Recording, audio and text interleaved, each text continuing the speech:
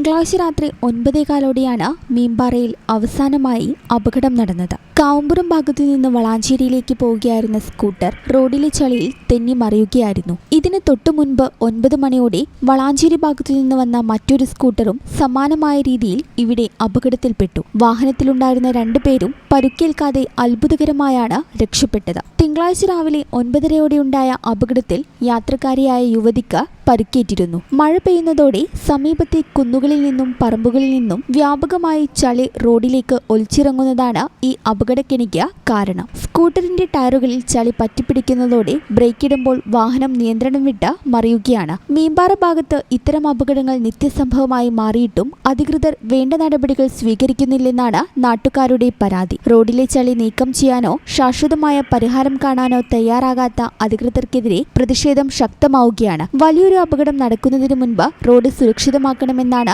യാത്രക്കാരുടെ ആവശ്യം. ഈ ചാനൽ ന്യൂസ്, വളാഞ്ചേരി. 15 വർഷങ്ങളായി ഈ തിളക്കം നമ്മെ ഭ്രമിപ്പിക്കുന്നു. 15 വർഷങ്ങളായി ഈ വ്യത്യസ്തത നമുക്ക് ആത്മവിശ്വാസം നൽകുന്നു. 15 വർഷങ്ങളായി നമ്മുടെ ആഘോഷങ്ങളിൽ ഈ പാരമ്പര്യവും പങ്കാളികളാണ്. ഒരു ദേശത്തിന്റെ ആഭരണ സംസ്കാരം രൂപപ്പെടുത്തിയവർ. ഞങ്ങളെപ്പറ്റി നിങ്ങൾക്കല്ലേ കൂടുതൽ അറിയുന്നത്?